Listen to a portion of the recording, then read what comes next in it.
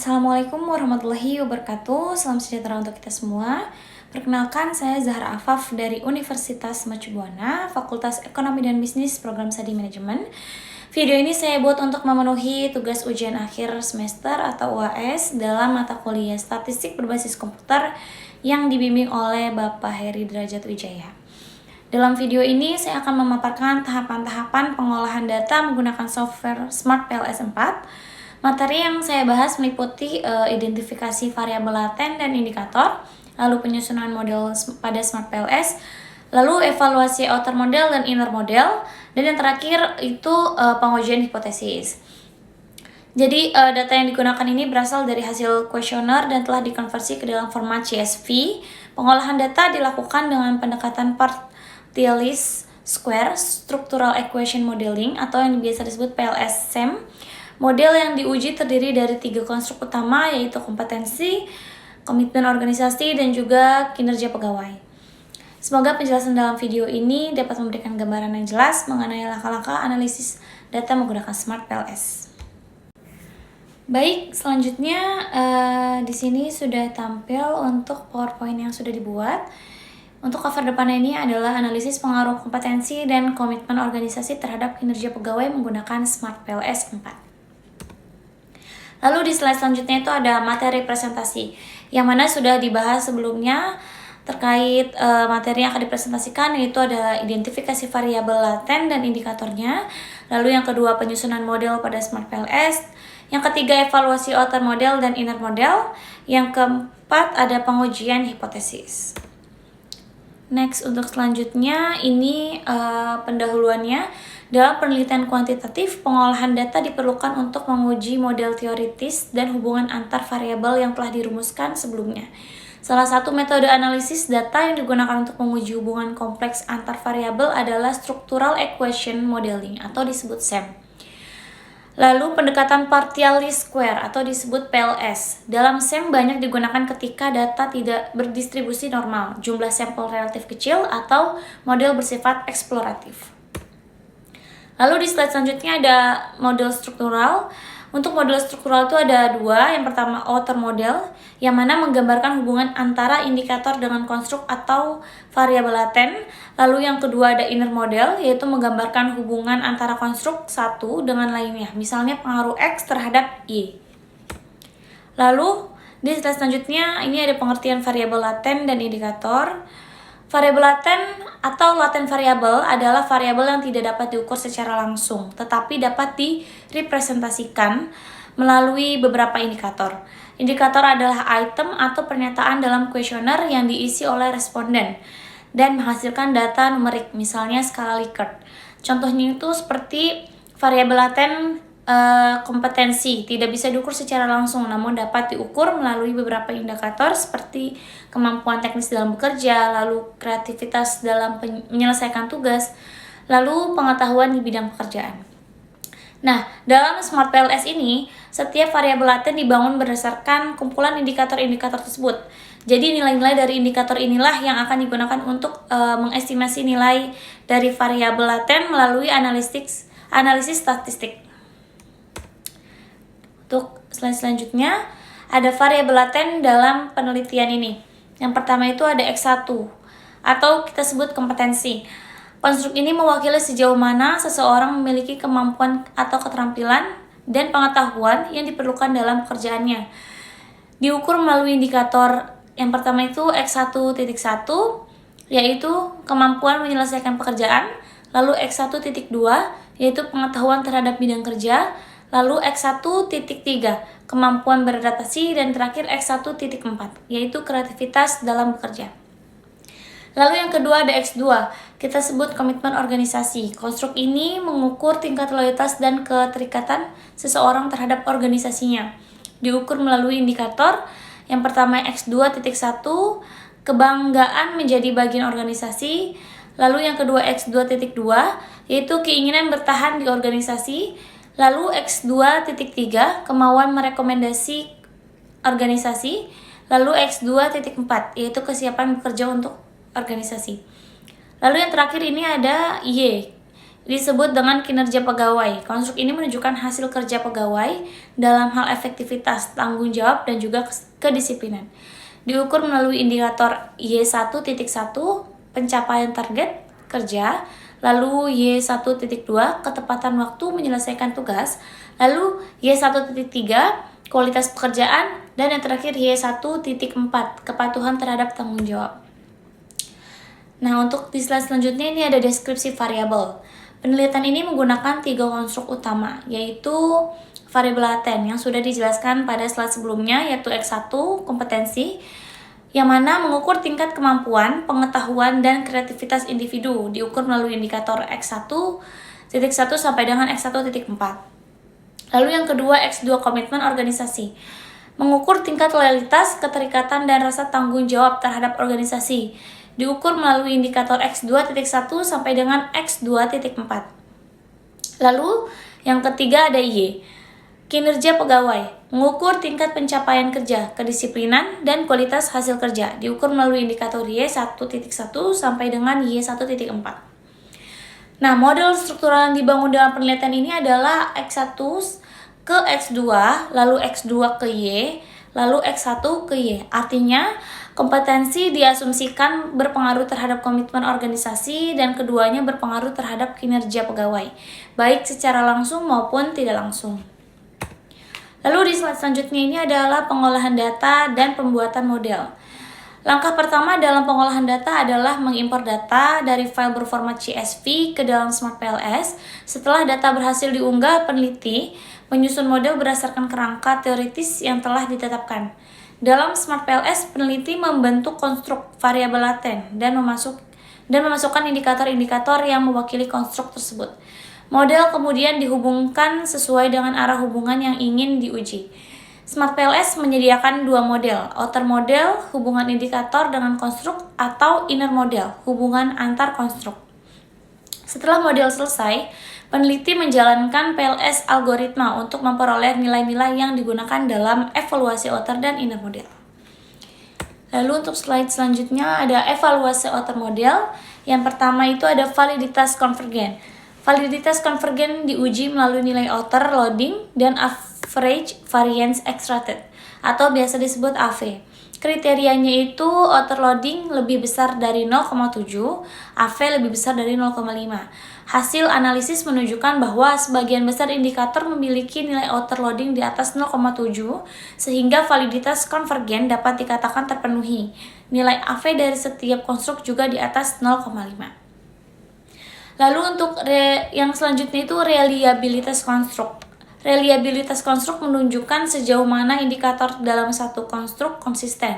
Kriterianya itu Cronbach alpha lebih besar dari 0,7, composite reliability lebih besar dari 0,7. Hasilnya menunjukkan bahwa ketiga konstruk X1, X2, dan Y memiliki nilai Cronbach alpha dan composite reliability di atas 0,7. Ini berarti konstruk bersifat reliable dan dapat digunakan untuk analisis lebih lanjut. Lalu yang ketiga itu ada validitas diskriminan. Validitas diskriminan memastikan bahwa masing-masing konstruk berbeda secara teoritis dan empiris. Yaitu yang pertama Fornell-Lacker criterion. Nilai akar AV dari setiap konstruk harus lebih tinggi dari korelasi antar konstruk lain. Lalu yang kedua, cross-loading, setiap indikator harus memiliki loading tertinggi pada konstruk asalnya dibandingkan konstruk lainnya. Lalu yang ketiga ada HTMT. Nilai HTMT antar konstruk harus di bawah 0,90. Hasil menunjukkan bahwa semua kriteria validitas diskriminan terpenuhi. Lalu untuk di slide selanjutnya ada evaluasi inner model, yaitu R-square. R-square menunjukkan seberapa besar pengaruh variabel independen terhadap variabel dependen. Nilai R2 untuk variabel Y, kinerja pegawai adalah 0,735. Ini berarti 73,5% variasi dalam kinerja pegawai dapat dijelaskan oleh konstruk kompetensi dan komitmen organisasi. Lalu yang ketiga, kategori ini juga dikategorikan termasuk kuat. Lalu yang kedua ada Q-square dan F-square. Q-square digunakan untuk menilai relevansi prediktif model. Jika Q pangkat 2 lebih besar dari 0, model dianggap memiliki kemampuan yang prediksi.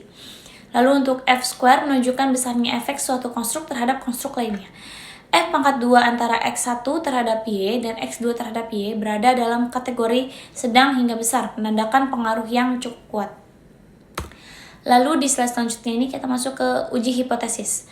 Uji hipotesis dilakukan untuk mengetahui apakah hubungan antar konstruk dalam model signifikan secara statistik. Pengujian ini dilakukan dengan menggunakan metode bootstrapping. Kriteria keputusannya itu T statistik lebih besar dari 1,96, lalu p-value kurang dari 0,05.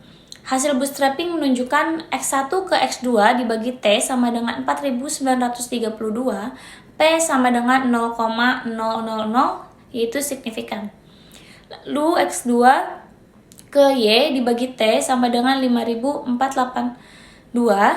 P sama dengan 0,000, yaitu signifikan. Lalu yang terakhir X1 ke Y dibagi T sama dengan 3723, P sama dengan 0,001, yaitu signifikan.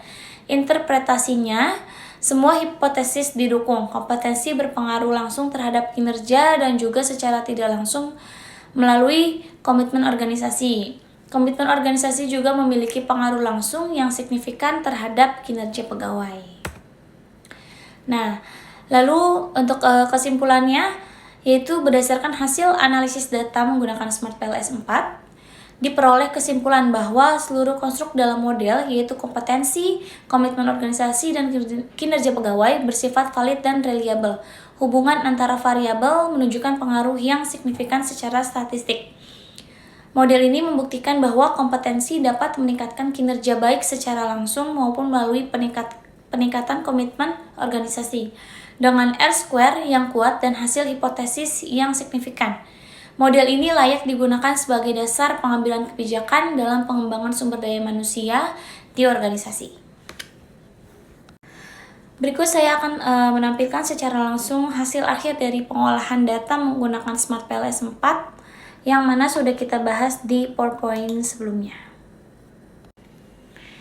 Ya, berikut ini adalah model penelitian yang telah saya rancang menggunakan Smart PLS. Model ini terdiri dari beberapa variabel laten dan juga indikatornya yang sudah dibahas sebelumnya di PowerPoint sebelumnya, yang saling terhubung untuk menggambarkan hubungan antara konstruk yang akan dianalisis.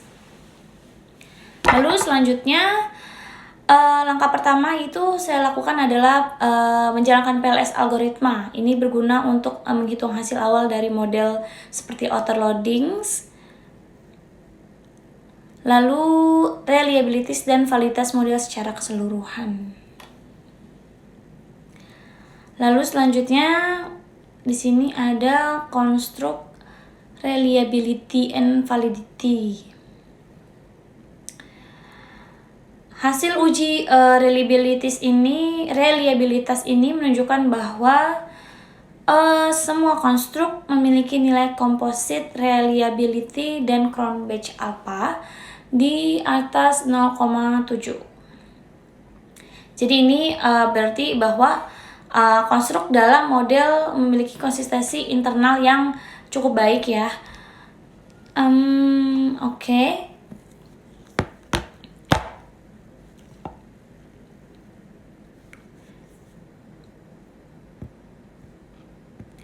Lalu untuk selanjutnya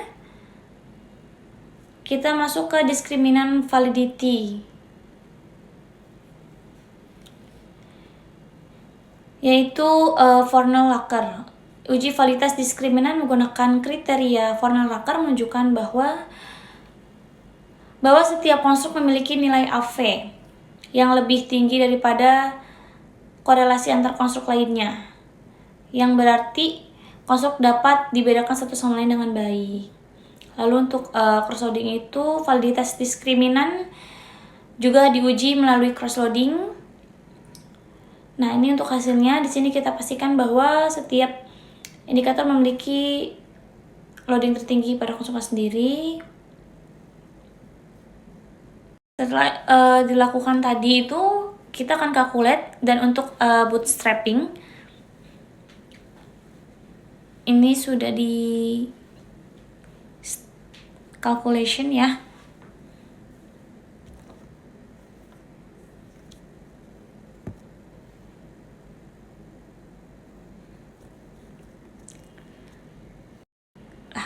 R-square. Nah, untuk R-square ini nilai R-square dari masing-masing variabel endogen. Sebagai contoh, nilai R-square lebih besar nilai R-square sebesar 0,616 dapat dikategorikan sebagai substansial menurut Chin 1988 yang menunjukkan model ini cukup kuat menjelaskan variabel dependennya.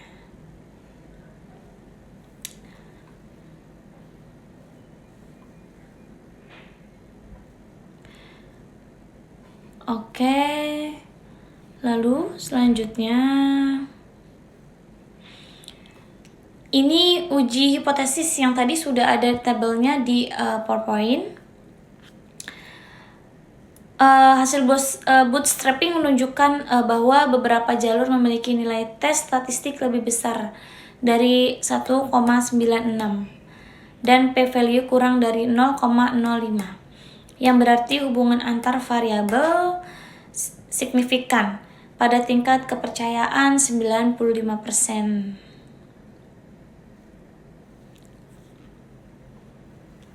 Nah, ini untuk graphical outputnya, untuk hasil akhirnya dari graphical output yang tadi sudah di bootstrapping ya teman-teman. Ya, demikianlah pemaparan saya mengenai tahapan pengolahan data menggunakan Smart PLS 4. Berdasarkan hasil analisis yang dilakukan, diperoleh bahwa model yang dibangun memiliki validitas dan reliabilitas yang baik, serta menunjukkan pengaruh yang signifikan antara kompetensi, komitmen organisasi, dan kinerja pegawai. Melalui pendekatan PLS-SEM dan bantuan software Smart PLS, pengujian model teoritis dapat dilakukan secara lebih menyeluruh, terutama dalam penelitian dengan variabel laten dan data yang tidak normal. Saya mengucapkan terima kasih kepada Bapak Heri Derajat Wijaya selaku dosen pengampu dan teman-teman semua yang sudah menonton video ini. Terima kasih atas perhatiannya, semoga video ini bermanfaat. Wassalamualaikum warahmatullahi wabarakatuh.